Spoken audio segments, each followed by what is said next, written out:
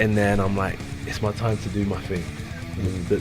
Not just the months I've been training, the years I've been training, it's my time to Just needed to make sure, he's got a lot of business. He's wanted to clear that, get on with other projects and get those things. Anthony Joshua calls out Tyson Fury right after the Jake Paul announcement, and he doesn't hold back.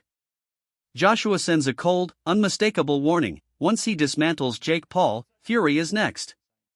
His tone carries menace. He's not talking about competing, he's talking about conquering. Crushing everything in his path. Reclaiming the throne as the undisputed heavyweight king. Fury better be paying attention. Spirits are good, actually. Prepared for this, so it's not like taking time out of my schedule. Fits in well. And another day, another lion in the jungle, another lion ready to hunt. AJ's message is pure fire. He's not just preparing to beat Jake Paul, he's declaring himself the apex predator of the heavyweight jungle. Every word radiates supreme confidence. He's ready to tear through anyone who stands in his way. Tyson Fury, take note. Joshua is coming hungry, focused, and unstoppable. Great him, Yeah, he's looking good, man. He's looking good. Everyone's in good spirits because big time boxing is back. After this massive pandemic and this issue that we had. Simon Jordan hits the nail on the head. Jake Paul is just a warm-up. The real target is Tyson Fury. Everyone knows Joshua's ambition goes far beyond one flashy win. Beating Paul is simply the setup. Fury is the main course. And when Joshua detonates that right hand on Paul, the pressure on Fury intensifies for a career-defining showdown. I'd like to see him knock Jake Paul into the next bell, but in the reality of what I think it's worth, no. I am moderately interested in seeing him fight Tyson Fury, because I think it's the only box that's left untouched. Fury speaks with confidence about Jake Paul, but he's also taking a shot at Joshua. He paints AJ as slowing down, as if Paul might have the youth to overwhelm him. But Joshua's experience, IQ, and power are not something you dismiss lightly. Fury's words only fuel Joshua's fire. AJ is ready to crush Paul and prove his edge is sharper than ever. I don't know about chewing up. I think Jake Paul knocks him out. Seriously? Yeah. Why so? What impresses you about Jake Paul? I just think Jake Paul would knock AJ out. I think AJ's a spent force, and I think Jake Paul's on the rise. And I like his new heavyweight. Joshua isn't just listening, he's calculating. Fury's doubts only sharpen his focus. Virgil Hunter points out that Joshua switching teams isn't cosmetic, it's strategic. Everything AJ is doing, from camp to coaching to meticulous preparation, is about building momentum for massive fights ahead. Jake Paul. Tyson Fury. Joshua is leaving nothing to chance. Because Tyson Fury's a fighting man.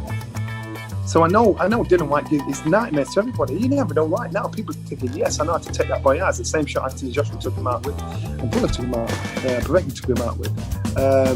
But I just think, fight-wise, I'd lean towards Anthony Joshua. Kazora keeps it brutally honest. Jake Paul stepping in with AJ isn't bold, it's dangerous. Joshua's power, precision, and big fight experience are overwhelming for someone like Paul. Ambulance isn't hyperbole, it's a warning. This fight is shaping up as a brutal statement from Joshua. Whatever happens will be exciting. Does he have the power to knock out Joshua? Nah, he hasn't got the power to knock out Joshua. How does that fight end? Jake Paul going to an ambulance, bro. Duke McKenzie lays out the reality. For Joshua, this isn't a test, it's a payday and an opportunity to showcase dominance. Paul brings hype, but hype collapses when real heavyweight power lands. Joshua has the tools to finish this fight violently and send a message to the entire division. His fight of his career, if he wants to get 100 million and not even break sweat, you take the fight. Is it going to enhance his stock as the world's number one contender? Not at all, because nobody's going to take Jake Paul seriously. But on the other hand, I don't even want to play devil's advocate. What if Joshua seriously hurts this guy, and puts this guy in? Tommy Fury's blunt assessment leaves no doubt, Joshua destroys Jake Paul. Even with handicaps, even with restrictions, Joshua's power is too much. He says AJ could finish Paul in under a minute. It's a brutal and direct warning, talking online is easy. Surviving Joshua's punches is not. If I can beat Jake Paul, then excuse my French, what the fuck is Anthony Joshua going to do to Jake Paul? I think my dad said that AJ could beat him with his prick, and I completely will back that up. Even if AJ had a broken arm in there, it still wouldn't go past. Eddie Hearn confirms what fans have been waiting for: Joshua vs. Fury is coming. Jake Paul is simply the tune-up. And after Joshua deals with Paul, he'll be sharper, hungrier, and ready for the biggest fight of his career. This isn't just preparation, it's a warning shot. AJ is going to fight January or February, and Tyson Fury wants to fight before he goes back into the ring in a major fight, apparently. And I would think so as well. They've both been out of the ring for what will be over a year. Let's get this fight made back end of the summer 2026, and we can settle it once. Spencer Oliver highlights the strategic side of this. Warm-up fights like Jake Paul are business, not legacy. But every fight keeps Joshua active, keeps him sharp, and keeps his name looming over the division. He's playing the long game, preparing, refining, and staying dangerous. Well, Anthony Joshua was talking about wanting warm-up fights before going into bigger fights, but look, it's prize fighting at the end of the day, and the way that Joshua will see it, and Matchroom and all the team, the fans won't like this, by the way. I don't like it either. I don't like it either. But the way that Joshua will see it is as a money grab. He'll see it as an easy money grab, but at this stage of his career, is it a fight he should be taking? Fury points out the gulf between Joshua's world and Jake Paul's. He frames it as a mismatch: experience versus beginner-level opposition. Paul is stepping into deep water. Fury also notes the temptation of easy money AJ resisted. This isn't clout chasing, Joshua is making calculated decisions with risk and legacy in mind. Is that a message to Anthony Joshua, because his team have been confident of getting this fight and it just seems to go far? What they are, they're a pack of bums fighting old men, short men, no good men. He had the challenge from Deontay Wilder. He was offered $80 million to go to the United States, but he refused and offered to. Mike Kors confirms it: this is a real heavyweight fight, not a sideshow. Jake Paul is stepping out of influencer boxing into the lion's den. Financially, it's genius. But competitively, it's a huge leap. For Joshua, it's a chance to reassert dominance and remind the world exactly who he is. Yeah, just broke the news here a couple of minutes ago that Jake Paul will be fighting Anthony Joshua next month in December in Miami. As we all know, Jake Paul was set to have an exhibition actually this Friday against Gervonta Davis in Miami on Netflix, and now he's going to fight, instead of having a fake fight, basically, I don't want to say fake fight, but an exhibition against a 135 pounder. Now he's going to fight a heavyweight in a real fight, and it's a bout that was in talks earlier this year. And look, I know that it's a major... Tony Bellew doesn't sugarcoat anything. Jake Paul stepping in with Joshua isn't ambitious, it's reckless. This fight is dangerous. Paul's fame and heart can't protect him from Joshua's world-class power. This is a collision of hype versus reality, and the risk to Paul is very real. It's just a gross mismatch. Yeah. Like, you don't understand his health is in jeopardy. So, I'm not even entertaining it. I just think it's dangerous. And listen, I might have to work it, but it's just... It's kind of ludicrous, isn't it, really? It's insane. This boy is nuts. He's nuts, and I think he's putting his life before he's putting his life before money. Eddie Hearn outlines the stakes clearly. Joshua is a knockout machine.